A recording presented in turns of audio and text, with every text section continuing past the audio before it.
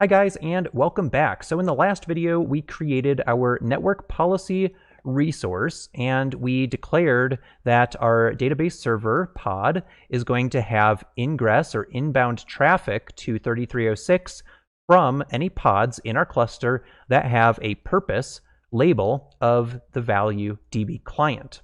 And we tested that out, and everything is working properly here, right? We're able to run our MySQL command and retrieve information from the SQL server.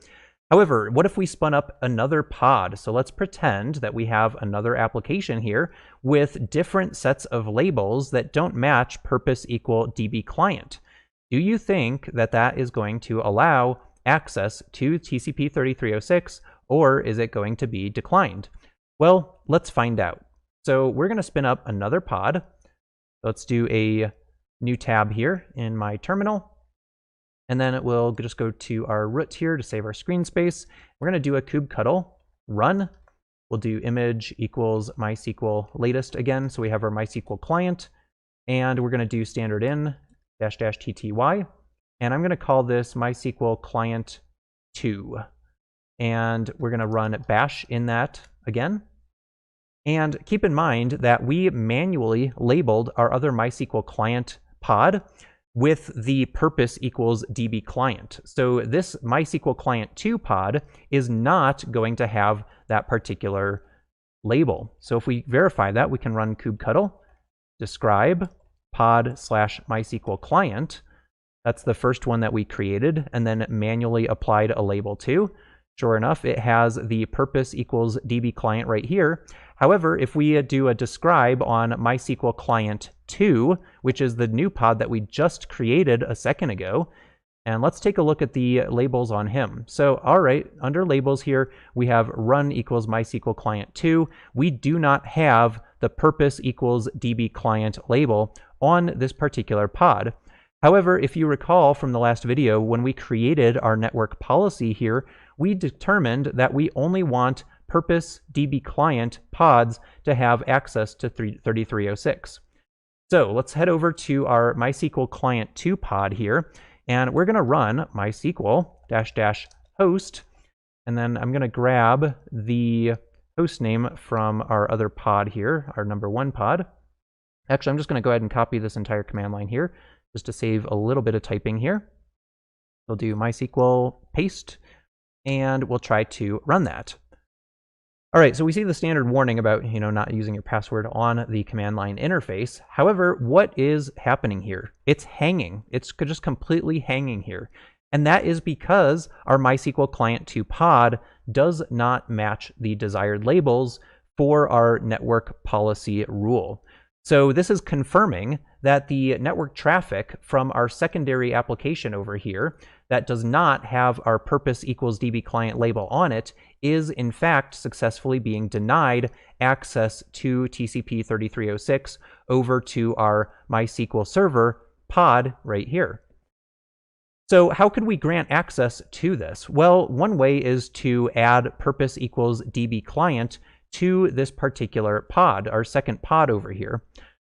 There are other ways to accomplish this, however, so let me just cancel that connection since it clearly is not going to work.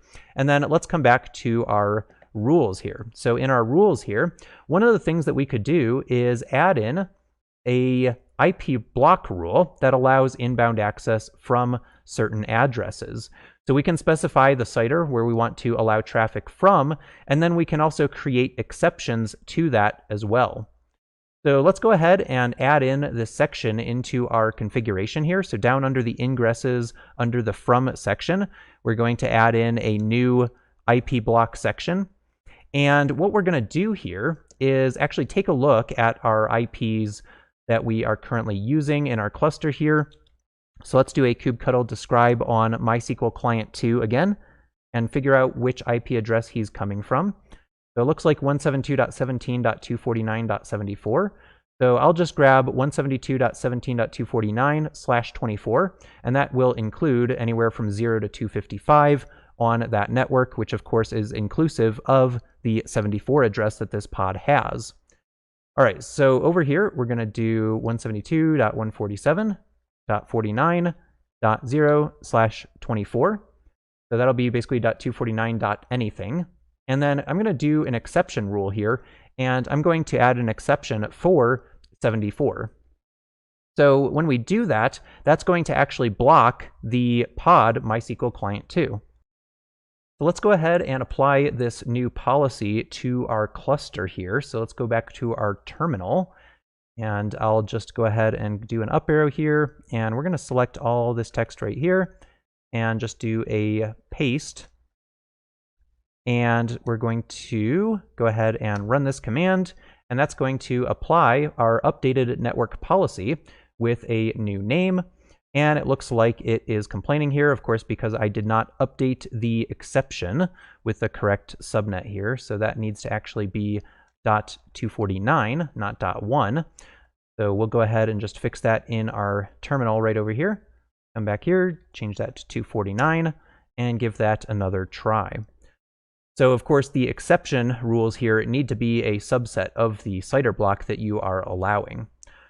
All right, so it looks, it's still complaining here because I did a /24. That needs to actually be a /32. There we go. So that's /32 is going to be just that one specific address. All right, so now we've updated this rule here. We'll just do a kubectl describe network policy. That'll give us all the nitty-gritty details for that network policy. And as you can see, we've got this new IPBlock section that allows traffic from certain IP addresses. Now, if we come back to MySQL Client 2, this is still going to be blocked because we explicitly made an exception in our configuration. However, if we wanted to, we could come back to this file here and change that exception to something else, like, I don't know, 212 or something.